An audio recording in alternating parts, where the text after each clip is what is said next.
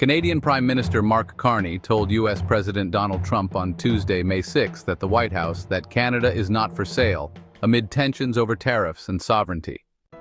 In the Oval Office, Trump suggested that Canada becoming the 51st U.S. state would be a wonderful marriage. Carney quickly dismissed the idea, saying, "There are some places that are never for sale, it's not for sale, it won't be for sale ever." Carney, 60, won the Canadian election promising to stand up to Trump, warning that ties between the two countries would change.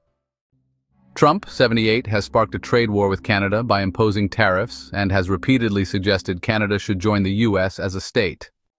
The meeting began warmly, with Trump praising Carney's political comeback, calling it one of the greatest in history.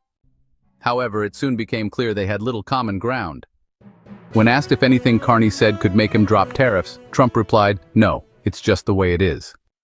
When Trump mentioned Canadians might change their minds about joining the U.S. over time, Carney cut in saying, "Respectfully, Canadians' view on this is not going to change on the 51st state."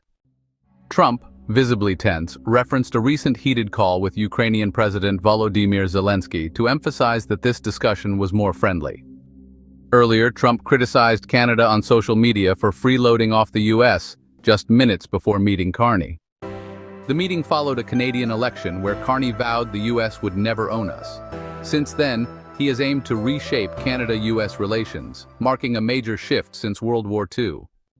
Trump has imposed 25% tariffs on Canada and Mexico, along with levies on autos, steel, and aluminum, some suspended during talks.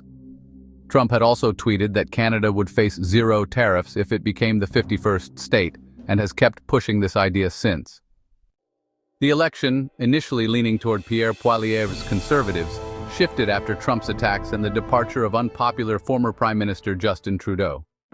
Carney, who took office in March, convinced voters he was best suited to challenge Trump, drawing on his experience as governor of the Bank of Canada and the Bank of England. Known for careful speech, Carney still faced a tough challenge dealing with Trump on U.S. soil.